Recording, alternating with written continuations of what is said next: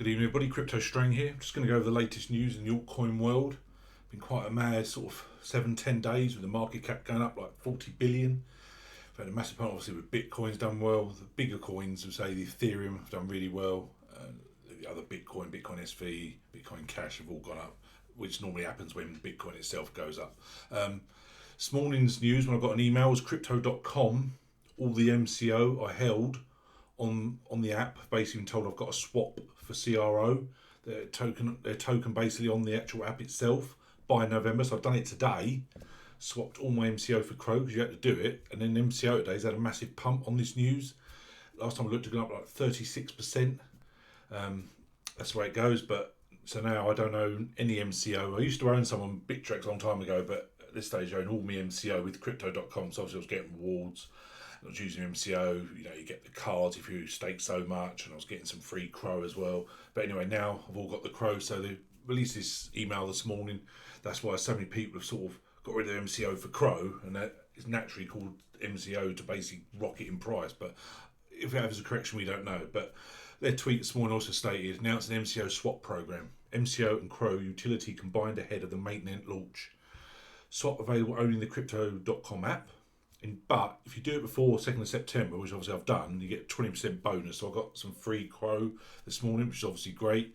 But then if I'd have swapped it later, without knowing the price was going to increase, I'd have got even more. But it is what it is. So it states there will be no change to the core functionality of the crypto.com app. Specifically, the swap program will involve combining the current functionalities of MCO with CRO's utility and technology in a one-stop shop, basically. Total name was Streamlined Crypto.com ecosystem. That's what it's basically got on their blog. So if you do own some MCO on there, make sure you do swap it by November. You've got plenty of time, obviously. It states there about the staking benefits. The blog said the MCO swap program is not available on the exchange. All users must swap your exchange MCO balance via the swap program. So basically you've got to do it on the app. All MCO amounts locked in staking wallets will be converted at the MCO swap rate. However, the existing staking benefits that you enjoyed before performing the swap will remain unchanged, which is obviously great. That's going to cause a lot of concern. People are doing the staking, they're getting some great returns, and they're worried that they weren't going to get them. But basically, it's going to stay the same. And say there, MCO pumps 20%. Over last time I looked, it was 36%, so it's doing really well. States there, MCO currently ranked number 88 on the market cap. So I personally think it's a wonderful project. My card works great. I really do like crypto.com. I think it's going to be around for a long time. I think it's going to just grow and grow. I think their exchange is fantastic. The mainnet coming out. Obviously, the debit card continuously grows. They keep shipping more out. People keep getting them. If you want to get a card, there's a link below. If you sign up, if you're invited, we basically get $50 each as a bonus, a welcome bonus. So if you want a debit card, a crypto debit card, then say there's a link below, entirely up to you. But it's a wonderful card, and it's basically now allowing you to use cryptos for everyday usage. So again, do your own due diligence, sign up for the app, get your card, put on what you want to put on, buy a lot of other coins, not just MCO and CRO, obviously on there's many coins. So it's a great exchange, a great app. You control everything on the app and spend at will on your debit card if you want to do that. So that's obviously big news today for me when I got the email this morning. Cardano, again, I spoke about it many times. Obviously, Shelly was finally launched, which was great. This month, he spoke about he's going to give a lot of that team some time off because he's been working solidly for months. He said they've basically been working 7 days a week, many hours a day. Rightly so. They're going to have some holiday. They're going to have a break. But he said other teams within the IOHK Cardano network will still be working very hard.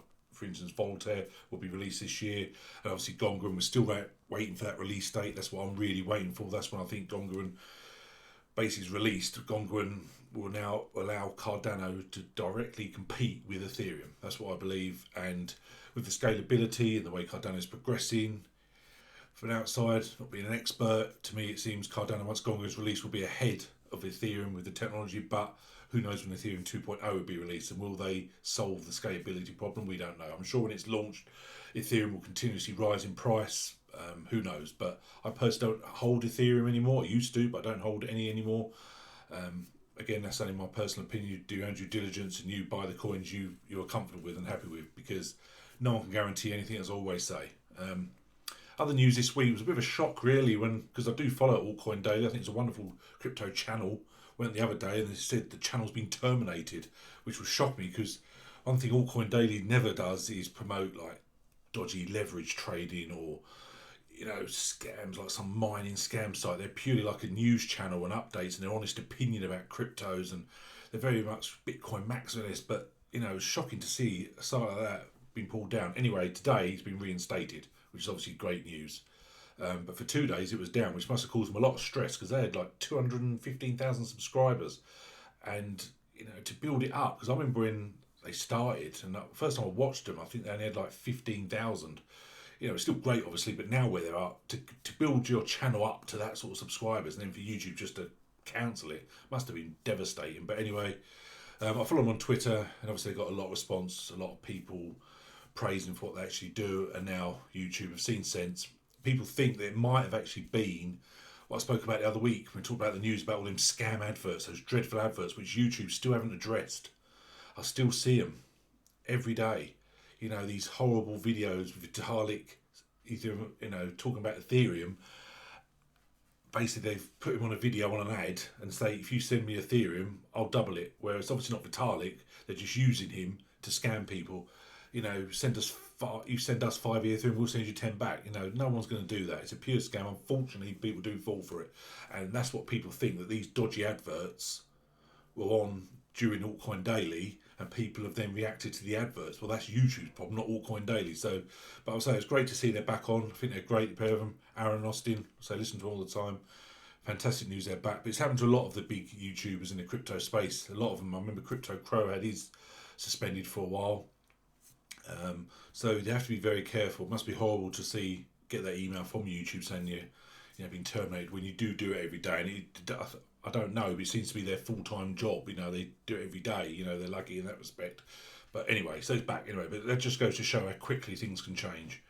Other news I was reading about, again, crypto firm hacked for $1.4 million, admits it will struggle to reimburse users. This is the risk again. When you use the smaller companies, Binance have got the SAFU where these other ones haven't, and you are heavily reliant on security to keep your funds safe. That's why a lot of time it's best to have your coins on a Ledger Nano or a Tracer, or for instance, the company's own wallets. For instance, like Icon have got their own wallets. They go for all of them really, but Cardano and the Dollars wallet, then you're in control. So you have to be really careful when you store any cryptos on any app or any site. Do your own due diligence, make sure they've got the security, make sure they're solid. Basically they stole 1.4 million, but it's a company I've never heard of, Madrid-based Together, said Sunday it hadn't been able to find the funds to reimburse all users of what was stolen. It's really disappointing and sad, but I guess all companies have to start somewhere, but you have to be really careful where you store your cryptos. You really have to be really careful. Anyway, other news this week. Blockfolio, as we talked about Cardano, which is Shelly mainnet. Ethereum's last testnet to launch on August the 4th. So the whole of August they'll be running their testnet. Then we don't know when Ethereum 2.0 is coming out. I very much doubt it'll be in September, to be honest. I guess the testnet will go on for long that, but we don't know. When the official announcement is made, when Ethereum 2.0 is coming out, I'm sure the price will rocket, because there is a lot of backers behind Ethereum. There's a lot of Ethereum locked in. There isn't a huge amount of supply. I say Ethereum, Bitcoin were the first coins I got when I started, late 2016, but now I don't hold Ethereum. I sold them during the last bull run. I sold my Ethereum, moved on. I used a lot of Ethereum when I was buying the ICOs, etc. Anyway, so I'm sure Ethereum will do very, very well. IOTA introduces stronghold for security and privacy. AVE been in the news for weeks now. DeFi project, massive pump in price over the last few weeks. Released tokenomics upgrade, Avanomics proposal is what they're calling it. Solana chosen by FTX for new Ethereum decentralized exchange. Solana's in the news quite a bit lately. Origin Protocol, spoke there before, launches decentralized e-commerce store. So you scroll through, and it's a good site to have Blockfolio. That it's real solid news, keeps you updated every week on the main headlines. Just going back to MCO, actually, I'll quickly go on there. You see the price now, look, it's 36%. If I just refresh that, there you go, it's now 37.5%. So it's now $5.58 a coin. Still ranked 88. Market cap just over $88 million. Circulates by total supply, still about roughly half. You can see all there on the charts, it's had a bit of a pump for what's happened today with everyone dumping and getting rid of their MCO for Crow. I've said before about what happened in the last bull run. We went from 64 cents on July the 16th, 2017. In basis about 6 weeks, it went to $27. So in the next bull run. I'm sure MCO will do really well, and Crow will. Crow this year has had a massive rise as well, let's be honest. I remember beginning it was like 2-3 cents, and last time I think it was 16 cents, so it's been going up and up, Crow. It really is a solid project. Big news for me the other day was when Coinbase, they do these regular sort of tweets about new digital assets they're looking into, they like the look of them, they're going to explore support. I've done dedicated videos before. I'm going to do another dedicated video. I just want to go through all these projects because some of them I've never heard of, to be honest. I like to go through them. There'll be some that I really like, I want to go more in depth into, so I'll do another dedicated video to this. As I stated before, even though they put this tweet out and put it on their blog, it's an excellent blog, blog.coinbase.com. Really is, keep you updated what Coinbase are doing. They do this often, about every 6 months, but it's very rarely that these coins actually make it to Coinbase. They look into them, but I say it's very rare they actually get into it. Like I mentioned before, I'll just quickly go off subject here. This morning I done an interview, great interview with Nervous Network. Ben from Nervous Network, CKB, come on the channel. Great insight into it. Please watch that. It really opened your eyes up to how big Nervous Network will be and their plans and their roadmap and how they're progressing. I personally believe it's a real solid project. What they're actually planning to do, just go through their roadmap, please, and you'll see what a wonderful project this is. That video, as I stated there, was not sponsored. For people say that I'm just doing it because they pay me. Nothing like that happened. Guarantee that. It was not sponsored at all. It was just a chat. I've been speaking to the team for months, basically. William, one another guys from Nervous, he's on my Facebook. He's on my Facebook group. We often talk. So they come on, spoke in depth about how great Nervous Network is. So the video, I'll put the link below. Great insight to CKB. But anyway, the CKB, getting back to what Coinbase, again, they were tweeted last year about they were looking at CKB. Never actually made it to Coinbase. I spoke briefly on the video this morning. He couldn't really comment, which he might have an NDA, non-disclosure agreement, I don't know. But anyway, he didn't commit that they will get on Coinbase. But when you go through it, so states here on their blog.coinbase.com, as I said, Coinbase goal is to offer support for all assets that meet our technical standards and which comply with applicable laws.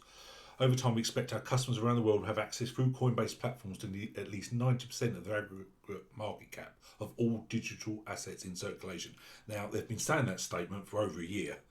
And to be honest, Coinbase Pro and the main Coinbase, there's hardly any coins, let's be honest, compared to a main exchange like BINANCE. You know, it's very limited. So, but Coinbase, you know, I think its latest has got 35 million members. And it does seem to be the first stop when people get involved with crypto. It was for me. It still seems to be that way. So when a project gets on there, obviously gets it very popular, gets the word out there, gives the coin real usage and vision from people. So they've gone through. So they put there, today we're announcing that we're exploring the addition of a range of new assets. As part of the exploratory process, customers may see public-facing APIs and other signs that we're conducting engineering work to potentially support these assets. These new assets include, in alphabetical order, Ampleforth. Been a lot of hype about that lately. I don't hold any Ampleforth. It does look a great project. It had a massive pump a few weeks ago, went up to $4. When I looked today, it was at 95 cents. So it's had a massive pump, natural pullback. It does look real good, solid project. It may be a great time. Again, not financial advice, but I may jump in to get some Ample when it's that price. I need to look at it a bit more. BAM Protocol, another one. Spoke about it before. Probably a bit late getting into that, to be honest. I should have gotten that about 7-8 weeks ago when I first looked at it. It seems to be like a rival to Chainlink. It does have an excellent team behind it, an excellent project, very similar to Chainlink. Balancer, never heard of it, to be honest. Need to look into that. Blockstack, spoken about that before. It's been in the top 100 for quite a while now. Curve, never heard of it. I'll look into that. Fetch AI, again, never heard of it. Flexacoin, that has been pumping a lot in the last few weeks. That's in the top 100. Again, I've never looked into it, but I've noticed regularly it's double-digit pumps. So it's obviously doing something well. I should have perhaps again looked into it before, but there is so many projects, can't look into everything. Helium, never heard of it. Again, look into that. Hedera Hashgraph. I've looked at it before, but never got much in depth. I never got hold of any. But HBI does seem to be a great project in the making. So that's another one that maybe one for the future. Carver, I've mentioned before, great DeFi project. Melon's another one where it's just in the top 200, and I looked about 2 weeks ago. And it's a very limited supply. If I remember, it was about 1.5 million in circulation, which is ridiculously low for any crypto coin. And the price when I last looked was about $15. I'll have to check it what the latest, but again I'll look into that. Ocean Protocols, another one a lot of people have been talking about lately. Seems to be a solid project. It's going rapidly up in the charts. Paxos Gold, again I'll have to look into that. Reserve Rights, again, that's another one that looks really good for the future. I've looked in that before, but I'll go into more depth. TBTC, I've never heard of it. The Graph, no. Theta, obviously, had a massive pump beginning of the year. And UMA and WPTC, I've had never looked into them before. I've heard people talking about mining WBTC, but I've never heard of UMA. So it states there, a decision to support any asset requires significant technical and compliance review and may be subject to regulatory approval in some jurisdictions. We therefore cannot guarantee whether or when any above asset will be listed on Coinbase. So again, as I've said before, many times I've done these Coinbase digital assets reviews, what they're looking at. Very few ever make it. Very, very few. So it's unlikely that any of these will make it on there. But again, I want to look into it more in depth. So I'm trying to do that video this week. There's a couple of them I say there's not that much information, so I need to go more in depth to see what these projects are and why they've gone on Coinbase's radar. So again, huge news. I got that tweet the other day. Going on CoinMarketCap, the biggest gainers and losers last 7 days, Ouroboros, OURO. That's ranked, I say, it's low volume in the last 24 hours. It's gone over 9,000% in 7 days. And it's ranked about 300. It's between 300 and 400 last time I looked. I've really never looked at it again, to be honest. Wish I had, obviously, but 9,000%. Classic huge pump and dump, I assume, but again, I don't know why it's done that. If it was just trading bots or what's caused that huge price. You get, triple digit percentage, but plus 9,000% is just crazy. Scrolling down, a lot of these projects never heard of, to be honest. Again, there's not ones that really stick out massively. None of those are really sort of projects that I've heard a lot about. Blue Zell I've heard about Animal Go, but the rest of them are very obscure coins to me. Biggest losers this week, if you scroll down, there's a few big ones, a few shocks. Again, talk about Digitex Futures. Obviously, they just launched, had a massive pumps, and the last 7 days had a bit of a dump again, 33%. It's just under 7 cents now. So again, it's had a big pump over the last month, but in the last week it's had a bit of a dump again. Ample Fourth is another one, number 6 biggest drop, down, say nearly 57%. As I said earlier, where I last looked it was $4 and now it's 95 cents. You can see it on there. So the volume last 24 hours over 40 million though. So it's a hell of a correction. So it's probably a natural correction, to be honest, but again it's another one I'm going to look into, following on from the Coinbase news as well. So again, but the rest of them I say are very obscure coins that I haven't really heard about, to be honest. Anyway, the other news, which was a bit of a shock, was Ethereum Classic had a 51% attack, and there was a blog post from the ETC Cooperative said attackers flooded the network with offline mine blocks. As a result, the network was unable to process the volume of transactions, leading to a reorganization of the chain and split between nodes. I don't hold Ethereum Classic. I used to. Me personally, I'm never going to get into Ethereum Classic again. It's not for me. I know many people love the project. Maybe a bit harsh, but if it didn't have the word Ethereum in it, would anyone even bother with it? I don't know. Maybe we're being a bit harsh there. I'm sure there's a huge fan base and community, but it's a bit like, an offshoot of Ethereum, if it was called something classic or another coin name, should we say, who would actually be involved with it or be interested in it. But last bull run done very well. I'm sure it'll have another, in the next bull run it'll still do well. But me personally, I'll never get Ethereum Classic again, but it's still shocking. And it states there, considering this is the second 51% attack to occur in less than 2 years, investors are asking about the measures implemented following the first attack. Always inevitability for all proof of work protocols, that lack of hashing power of Ethereum and Bitcoin. So that's something they've got to be wary of. It did happen before, I do remember that. So it's sad news to hear when, a project like that does get 51% attacked.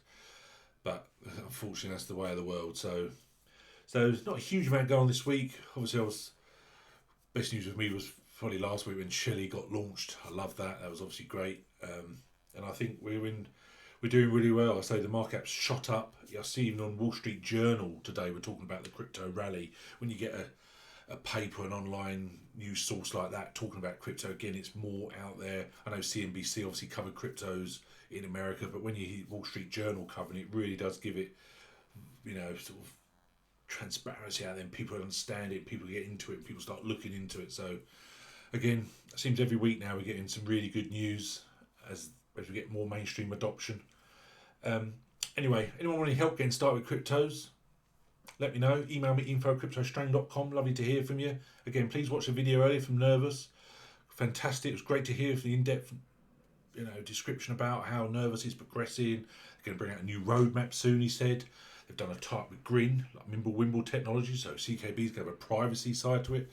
So please watch the video. Fantastic to see that. You really see why I believe in this project. Another one of my favourites. I know I have many, but CKB I've spoken about for a long time. So please watch that. The link's below. Anyone need any help, please let me know. Thanks very much. Cheers. Bye.